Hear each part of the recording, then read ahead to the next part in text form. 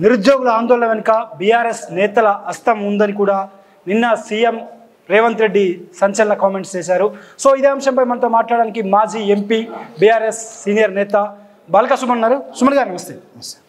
ఏంటి నిరుద్యోగుల ఆందోళన వెనుక బీఆర్ఎస్ నేతల హస్తం ఉందట, మీరే ప్లాన్డ్గా చేస్తున్నారట, నిజమేనా?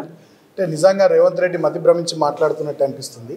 బీఆర్ఎస్ పార్టీ నిరుద్యోగుల వెనకాల ఏదో కుట్ర చేస్తుందనే దూరంతో ఆయన మాట్లాడి అది కరెక్ట్ కాదు. నిరుద్యోగులకు ఆయన ఆశలు పెట్టి ఆయననే అనేక ఆశలు కల్పించి అధికారంలోకి వస్తే మేము ఇట్లా చేస్తాం అట్లా చేస్తామని నమ్మించి మాటలు చెప్పి వాళ్ళు అధికారంలోకి వచ్చిన తర్వాత వాళ్ళని విస్మరించిండు, పట్టించుకుంటలేడు. డిఎస్సి విషయంలో 25,000 ఉద్యోగాలతో మెగా డిఎస్సి అన్నాడు, అది చేస్తలేడు. గ్రూప్ 1లో పోస్టులు పెంచుతున్నాడు, మెయిన్స్కి 1:100 పిలుస్తున్నాడు, గ్రూప్ 2లో 2,000 పోస్టులు పెంచుతున్నాడు, గ్రూప్ 3లో 3,000 పోస్టులు పెంచుతున్నాడు. సంవత్సరం లోపల 2 లక్షల ఉద్యోగాలు భర్తీ చేస్తాం, ఒక జాబ్ క్యాలెండర్ డేట్ వైజ్గా రిలీజ్ చేస్తామన్నాడు. ఆయన ఏ మాట కూడా నిలబెట్టుకోలేడు. కాబట్టి నిరుద్యోగులు ప్రభుత్వం వచ్చిన 3 నెలల్లోనే ఆందోళన బాట పట్టారు. ఇది 7వ నెల. మేము ఈ నెల రోజుల నుంచి నిరుద్యోగులు వచ్చి మా వర్కింగ్ ప్రెసిడెంట్ కేటీఆర్ గారిని కలిస్తే మా పార్టీ విద్యార్థి విభాగం ఆధ్వర్యంలో మేము కూడా వాళ్ళకి మద్దతుగా పోతూ ఉన్నాం. మేమే కాదు, అన్ని పార్టీలు పోతున్నాయి, అన్ని విద్యార్థి సంఘాలు పోతున్నాయి, అట్లా మేము కూడా పోతున్నాం. కానీ ఇదేదో మేమే కావాలని చేస్తున్నాం అనేటటువంటి దూరంతో రేవంత్ రెడ్డి మాట్లాడడం అంటే నిరుద్యోగులను నిజంగా మోసం చేయడమే, వంచడమే. ఇవాళ ముఖ్యమంత్రిగా ఢిల్లీ చుట్టూ 19 సార్లు చక్కెర కొట్టిన ముఖ్యమంత్రికి, ఆంధ్రాకు పోయినటువంటి ముఖ్యమంత్రికి, చంద్రబాబు నాయుడుతో చర్చలు చేస్తున్న ముఖ్యమంత్రికి నిరుద్యోగులను ఒక 5 నిమిషాలు పిలిచి మాట్లాడే ఓపిక లేదా, అంత తీరిక లేదా, అంత సమయం లేదా? కాబట్టి ఆయన ప్రయారిటీ ఏందనేది దీన్ని బట్టి అర్థమవుతుంది మనకు. అంటే ఎన్నికల డేట్స్ని ఎమ్మెల్సీ బల్మూరి వెంకట్తో పాటు ఒక కోచింగ్ సెంటర్ నిర్వాహకుడు కలిసి ఏర్పాటు చేశారు, ఆ షెడ్యూల్ రిలీజ్ చేశారు అనేది నిరుద్యోగులు చెప్తున్నటువంటి వాదన. వాళ్ళు ఒక వీడియో కూడా, అంటే బల్మూరి వెంకట్ వీడియోని కూడా వాళ్ళు రిలీజ్ చేశారు. అవును, ఇవాళ ఈ కాంగ్రెస్ పార్టీకి చెందిన నాయకులు కోచింగ్ సెంటర్లకు సంబంధించినటువంటి వాళ్ళందరితో అంటకావుతున్న విషయం గడిచిన 5-6 సంవత్సరాలు అందరూ వింటున్న మాటనే, అందరూ చూస్తున్నటువంటి విషయమే. సో డెఫినెట్గా కాంగ్రెస్ పార్టీకి ఆ కల్చర్ ఉంది, కాంగ్రెస్ పార్టీ నాయకులకు ఆ కల్చర్ ఉంది. కాబట్టి కొంతమంది కోచింగ్ సెంటర్లతో కలిసిపోయి ఈ రకమైనటువంటి ప్రయత్నాలు చేస్తూ ఉన్నారు.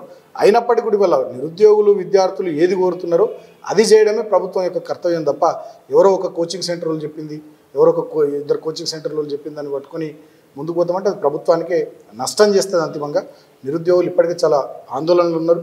ఉస్మానియా యూనివర్సిటీ వేదిక కూడా ఉద్యమాన్ని ఉధృతం చేస్తూ ఉన్నారు. ఇప్పటికైనా ప్రభుత్వం ఆలోచించాలి, వాళ్ళని పిలిచి మాట్లాడి వాళ్ళు కోరుకున్నటువంటి విధంగా నోటిఫికేషన్లు ఇవ్వడం కానీ, ఉద్యోగాల సంఖ్య పెంచడం కానీ, ఆ డేట్స్ అడ్జస్ట్ చేయడం కానీ ఇటువంటి పనులు చేయాలని కోరుతున్నారు. మీ ప్రభుత్వ హయాంలో నిరుద్యోగ ఆందోళనలకు మద్దతు తెలిపినటువంటి కోదండరాం కావచ్చు, అదేవిధంగా ఆకునూరి మురళి లాంటి వారు కావచ్చు, ఇప్పుడు ఎందుకు బయటికి రావట్లేదు, గొంతెత్తట్లేదు? అంటే వాళ్ళు రేవంత్ రెడ్డి దోస్తులు కాబట్టి సహజంగానే రేవంత్ రెడ్డికి వ్యతిరేకంగా మాట్లాడడానికి ఆకునూరి మురళి గారు కానీ, కోదండరాం గారు కానీ, ఇంకా కొంతమంది ఉన్నారు.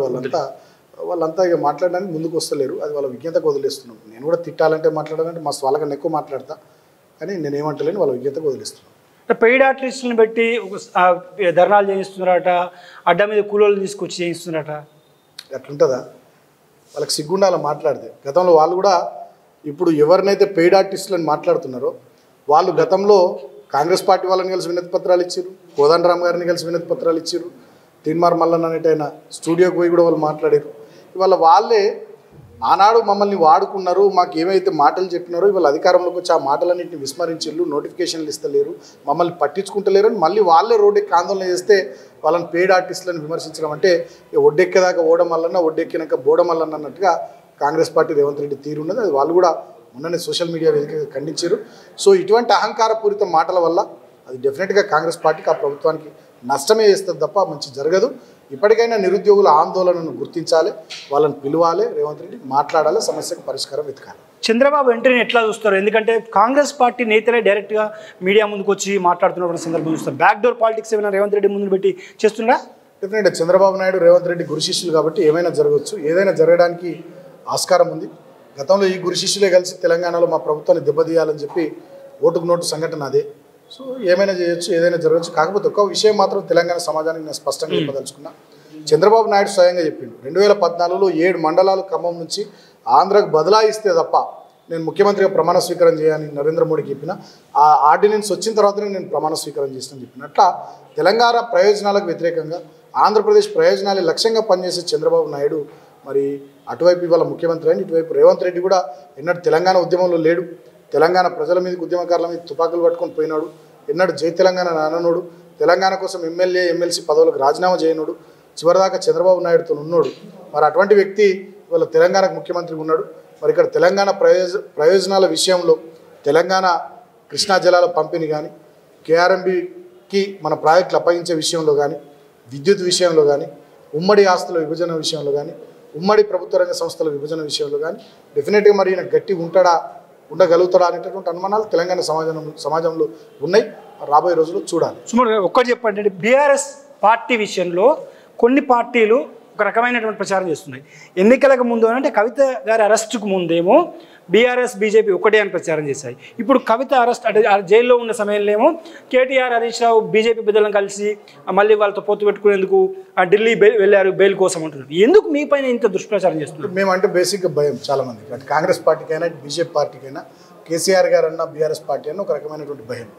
కాబట్టి ఆ భయంలోంచి మా మీద రకరకాల విమర్శలు చేస్తూ ఏదో పబ్బం గడుపుకునే ప్రయత్నం చేస్తూ ఉన్నారు. అవన్నీ కేవలం ఊహాజనితమైనటువంటి వార్తలే తప్ప ఇంకోటి కాదు. మేము ఏ పార్టీకి బీ టీం కాదు, మేము తెలంగాణ ప్రజల ఏ టీం అని గతంలోనే కేటీఆర్ గారు స్పష్టంగా చెప్పారు. డెఫినెట్గా మేము అట్లనే ఉంటాం. ఫైనల్ చెప్పండి, పార్టీ ఫిరాయింపుల విషయంలో మీ అధినేత చెప్పినా కూడా వలసలు ఆగడం లేదు. మీరు ఫిరాయింపులను ప్రోత్సహించారు కాబట్టి మేము పార్టీలో చేర్చుకుంటున్నాం, మా ప్రభుత్వాన్ని పడగొడతారన్న సమాచారంతోనే ఈ చేరికలు ఉంటున్నాయని నిన్న రేవంత్ రెడ్డి చాలా స్పష్టంగా మాట్లాడారు. అంటే రేవంత్ రెడ్డి గతంలో నుండి మా పార్టీ ఎమ్మెల్యేలను తీసుకోవాలనే ప్రయత్నాలు ప్రభుత్వం వచ్చిన కొత్తలో నుంచి చేస్తున్నాడు. సో నేను ఏమంటున్నా అంటే మొన్ననే పార్లమెంట్ ఎన్నికల సందర్భంగా పాంచ్ న్యాయం చెప్పి వాళ్ళకు మేనిఫెస్టో విడుదల చేశారు.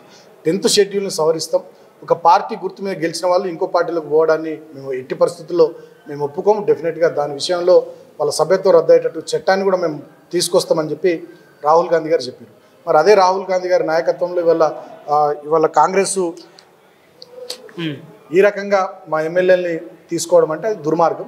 ఆనాడు కూడా మేము ఫిరాయింపుల్ని ప్రోత్సహించలేదు. లెజిస్లేచర్ పార్టీలు విలీనమైన as per 10th schedule merge చేసుకోవచ్చు, అది రాజ్యాంగంలోనే ఉంది. రాజ్యాంగానికి లోబడి మేము ఆ కార్యక్రమం చేస్తున్నాం తప్ప ఇండివిజువల్గా మేము ఎమ్మెల్యేలను తీసుకోలేదు. సో ఇవాళ వాళ్ళు మాట్లాడుతున్నటువంటి మాటలు డెఫినెట్గా ముమ్మాటికి తప్పు. అయినప్పటికీ ఎవరు ఉన్నా ఎవరు పోయినా బీఆర్ఎస్ పార్టీ కేసీఆర్ నాయకత్వంలో తెలంగాణ ప్రజల పక్షాన బలంగా నిలబడుతుంది, మాట్లాడుతుంది, కొట్లాడుతుంది. ప్రధాన ప్రతిపక్షంగా మా పోరాటం. ఇంకో మాట కూడా నేను మీకు చెప్పదలుచుకున్నాను. ఆనాడు రాజశేఖర రెడ్డి రేవంత్ రెడ్డి కన్నా ఎక్కువ చేసిండు, చంద్రబాబు నాయుడు 2004 కన్నా ముందు ఇంతకన్నా ఎక్కువ చేసిండు. అయినప్పటికీ కూడా వాళ్ళతో నేను కాలే. ఆనాడు రాజశేఖర రెడ్డి 26 మంది ఎమ్మెల్యేలు ఉంటే 10 మంది ఎమ్మెల్యేలను తీసుకున్నాడు. ఏమైంది? పార్టీ లేదా? ఉన్నది. 2014లో రాష్ట్రం వచ్చింది, మంచి 10 ఏళ్ళు మేము పరిపాలన కూడా చేసినాం.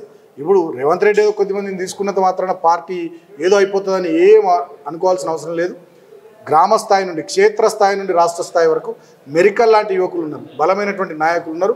బ్రహ్మాండంగా రాబోయే రోజుల్లో పార్టీకి కొత్త నాయకత్వం, యువ నాయకత్వం క్షేత్రస్థాయి నుంచి రాష్ట్ర స్థాయి వరకు మంచిగా అన్ని కమిటీల్లో వీళ్ళని తీసుకొచ్చి పార్టీని మరింత బలోపేతం చేసి క్షేత్రస్థాయిలో ప్రజా సమస్యల మీద పోరాటాన్ని కూడా ఉధృతం చేస్తాం. ప్రధాన ప్రతిపక్షంగా ప్రజలు మాకు ఇచ్చిన బాధ్యతను డెఫినెట్గా నెరవేరుస్తాం. ఈ రేవంత్ రెడ్డి ఊకదంపుడు ఉపన్యాసాలకు, ఉడత ఊపులకు, పిట్ట బెదిరింపులకు ఎవ్వడు కూడా ఇక్కడ భయపడటం లేదు. ఆయన పెద్దగా అసలు మేము పట్టించుకుంటలేము. ఎవరు ఉన్నా ఎవరు పోయినా ప్రజల పక్షాన మేము నిలబడి పనిచేస్తాం. థ్యాంక్ యూ సుమన్ గారు. సో ఇది నిరుద్యోగ నియామకాలకు సంబంధించి మాజీ ఎంపీ బాల్కా సుమన్తో ప్రత్యేక ఇంటర్వ్యూ విశేషాలు. మరో ఇంటర్వ్యూతో మళ్ళీ కలుద్దాం. ప్రసాద్తో కలిసి సోము, హైదరాబాద్.